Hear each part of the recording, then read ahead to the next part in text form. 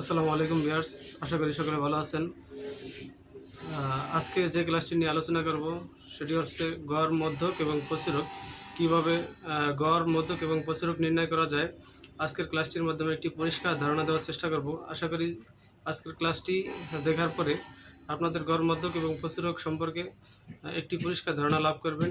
তো আমি আমার ক্লাসটি শুরু করছি।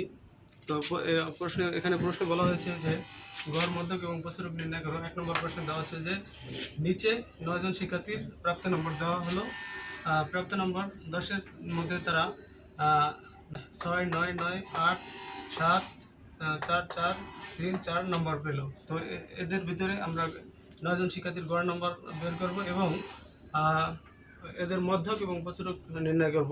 তো এর জন্য আমাদেরকে প্রথমে একটি ছক নির্ণয় করতে হবে। ছকটিকে 3টি অংশে খণ্ডিত করতে হবে। তো আমি একটি ছক তৈরি করে নিচ্ছি। এখানে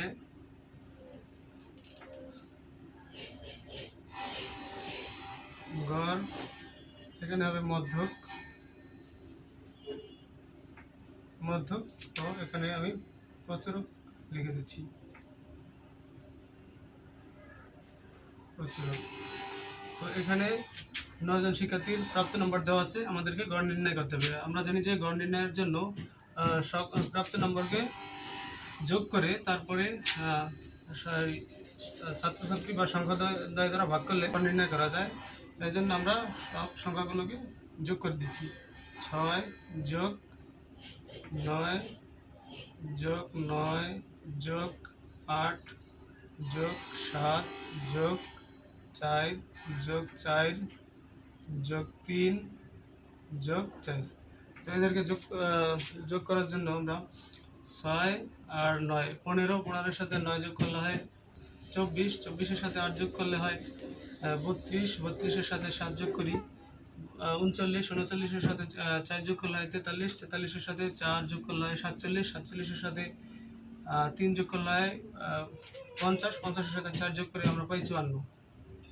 তাহলে এখানে 9 জন শিক্ষার্থীর প্রাপ্ত নম্বর হচ্ছে 54। যেহেতু 9 জন শিক্ষার্থীর প্রাপ্ত নম্বর, তাই আমরা এদেরকে 9 দিয়ে ভাগ করব। 9 দিয়ে ভাগ করলে হয় 6 নং 54। এখন আমরা এদের মধ্যক নির্ণয় করব। মধ্যক নির্ণয় করার জন্য সংখ্যাগুলোকে আমরা ধারাবাহিকভাবে সাজাবো, মানের ঊর্ধ্বক্রম অনুসারে সাজাবো।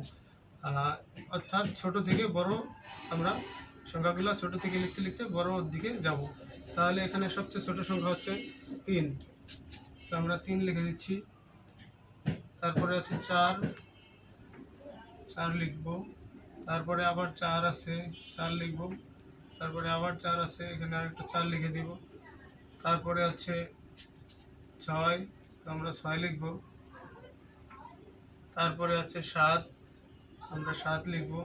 তারপরে আছে 8, তো আমরা 8 লিখব। তারপরে আছে 9, আবার তারপরে আছে 9। তাহলে আমরা মানের ঊর্ধ্বক্রম অনুসারে সাজাবো। সাজানোর পর এখানে হচ্ছে মধ্যক। মধ্যক কাকে বলে? যে মধ্যক হচ্ছে মধ্যবর্তী সংখ্যাকে মধ্যক বলা হয়। তো এখানে মোট 9টি সংখ্যা রয়েছে। তো 9টি সংখ্যার মধ্যক সংখ্যা,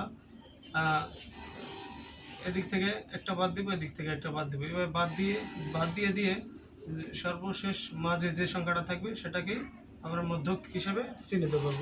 তো এদিক থেকে আমরা 4টি সংখ্যা বাদ দিয়েছি এবং এদিক থেকেও 4টি সংখ্যা বাদ দিয়েছি। যেহেতু এই 6 মাঝে রয়েছে, এজন্য এই সংখ্যাটিকে আমরা মধ্যক হিসাবে নির্ণয় করব। আচ্ছা, এরপরে আছে প্রচুরক। প্রচুরকের ক্ষেত্রেও আমরা মানের ঊর্ধ্বক্রম অনুসারে সাজাবো। 3, 4, 4, 4, 6, 7, 8, 9, 9। এভাবে সাজানো হলে তারপরে প্রচুরক দ্বারা বুঝি প্রচুর পরিমাণ। যে সংখ্যাটি এখানে সর্বাধিক রয়েছে বা প্রচুর পরিমাণে রয়েছে, সেটাকে আমরা প্রচুরক হিসেবে চিহ্নিত করব। এখানে শুধু 3 একটাই রয়েছে, এজন্য 3 প্রচুরক নয়। তারপরে 4 রয়েছে 3টা, এখানে 3টা 4 রয়েছে, 6 একটা রয়েছে, 7 একটা রয়েছে, 8 একটা রয়েছে, 9 রয়েছে 2টা।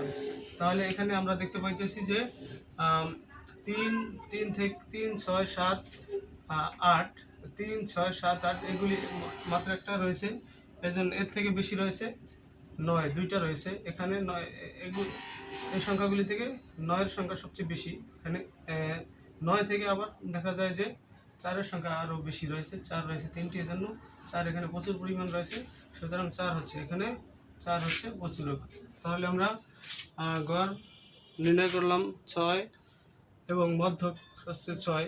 যেহেতু দুই দিকেই সমান পরিমাণ, ডানে এবং বামে সমান পরিমাণ সংখ্যা রাখার পরে যেহেতু 6 আমরা পেয়েছি মাঝে, এজন্য মধ্যক হচ্ছে 6 বা মাঝে মধ্যবর্তী সংখ্যা। তারপরে প্রচুর পরিমাণে রয়েছে 4, এজন্য 4 হচ্ছে প্রচুরক। যেহেতু 4 আছে 3 বার, সুতরাং 4 আছে এখানে প্রচুরক।